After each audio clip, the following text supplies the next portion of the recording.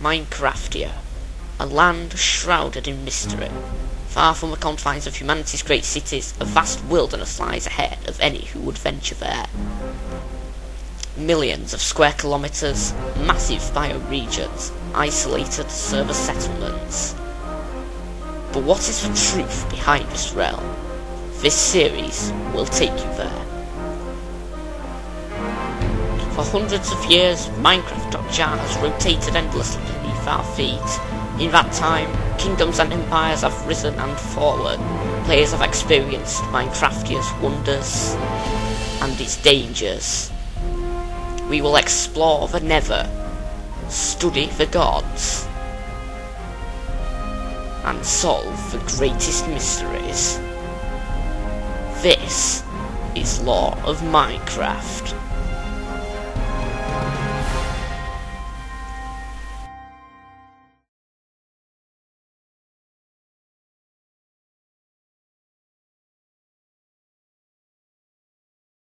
In the beginning, there was nothing. When the chaos of the pre-formative years was swept away during the creation of the universe, a process that even today's scholars cannot interpret, a code was formed. A script so complex, only a truly omniscient being could decipher. Today, we know this code as Java. Many believe that the stillness of the early universe was disrupted by the emergence of the first intelligence, creating the Great Void. Physical particles began appearing, and the intelligence was able to manifest itself as a physical entity. The Lord Notch. Notch, the first god, began the long process of editing the Java code to create a world. After 200 days, Minecraft.jar was born. This is the earliest known footage of the world that evolved into Minecraftia, recorded by Notch himself. The world was less than a kilometre in diameter, made of simply a grass-like surface lifeform on top of a bed of cobblestone. You can see that the world contained many caves, a feature of Minecraft throughout its entire history. As Minecraft.jar stabilised, the first layers of grass died and became dirt. Cobblestone solidified into smooth stone, and Notch added planks for his own personal use.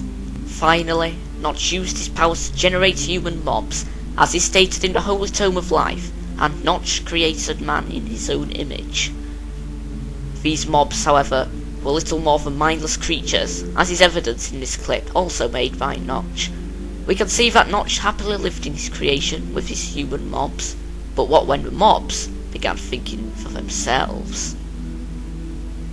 Less than 2 years into Minecraft's life, and humans had become a sentient species.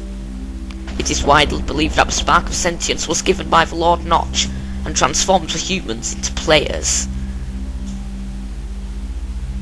First players travelled away from Notch's world and into their own, where they used their newfound creative powers to build their own structures. The classic era had begun.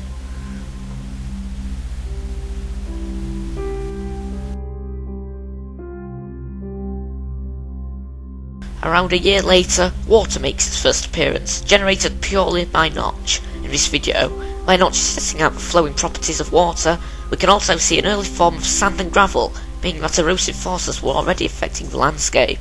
In addition, the oldest trees can be seen, probably evolved from grass. Finally, the atmosphere had thickened enough to create the first clouds.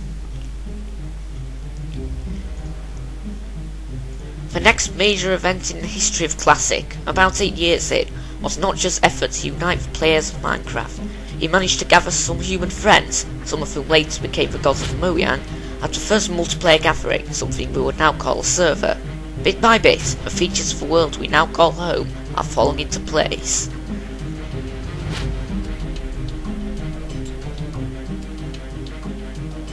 You can also see something that appears to be gold ore underwater, indicating that metals were being pushed from the core of the earth to the surface. For the next decade, Minecraft.jar rolled onwards, with the only noticeable change being the evolution of flowers and mushrooms. Then, in 19 after Java, everything changed. The Lord Notch wanted to make life more challenging for the players of Minecraft, and he stripped them of all their powers. He then dictated to them the 10 commandments of Minecraft.